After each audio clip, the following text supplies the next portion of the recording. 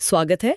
आज हमारे सामने है डॉक्टर विजय अग्रवाल की किताब योर टाइम स्टार्ट्स नाउ।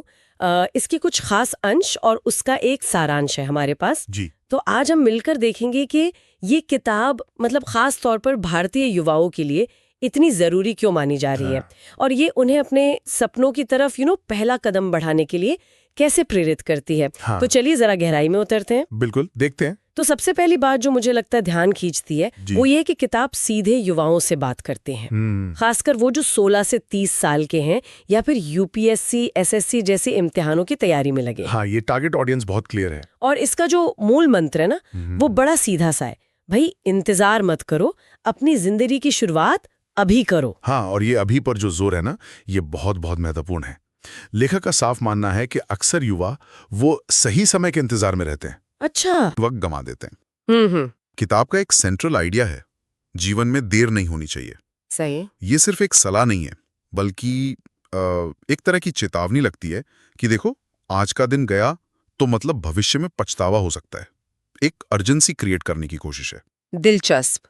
तो ये सिर्फ समय बचाने की बात नहीं हुई, ये तो नजरिया बदलने की भी बात हुई। बिल्कुल।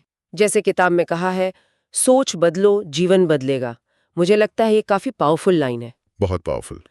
मतलब सिस्टम को या दूसरों को कोसने के बजाय अपने खुद के विचारों को बदलने पर फोकस करो। सही, जिम्मेदारी खुद लेने की बात है।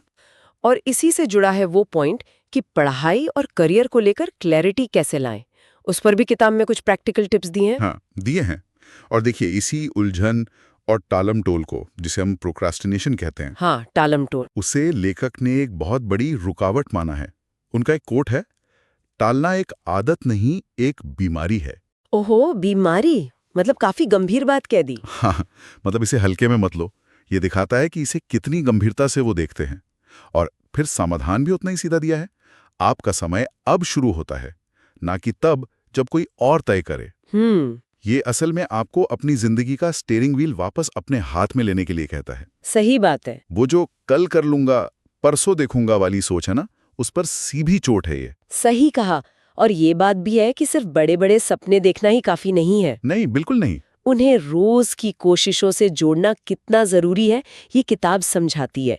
रोज छोटे छोटे कदम उठाने की सलाह। हाँ, मैनेजेबल स्टेप्स। और एक लाइन जो मुझे बहुत अच्छी लगी, जिस दिन तुमने ठान लिया उसी दिन तुम्हारा भाग्य बदल सकता है। मतलब फैसला लेने की ताकत पर कितना जोर है। बिल्कुल, वो एक निर्णय का क्षण। और अच्छी बात यह है कि भाषा बहुत सरल रखी गई है, कोई भारी भरकम फिलॉसफी नहीं। नहीं, सीधी मोटिवेटिंग और प्रैक्टिकल सलाह है। हाँ, बिल्कुल प्रैक्टिकल। तो अगर हम सार देखें तो ये किताब उन लोगों के लिए है जो कहीं अटक गए हैं, जिन्हें लग रहा है कि दिशा नहीं मिल रही, समझ नहीं आ रहा कि शुरू कहाँ से करें। ये उनके लिए एक मजबूत पुश का काम करती है। हाँ, एक तरह से झकझोरने का काम। बिल्कुल। ये सिर्फ हौसला नहीं देती, बल्कि कहती है उठो और एक्शन लो।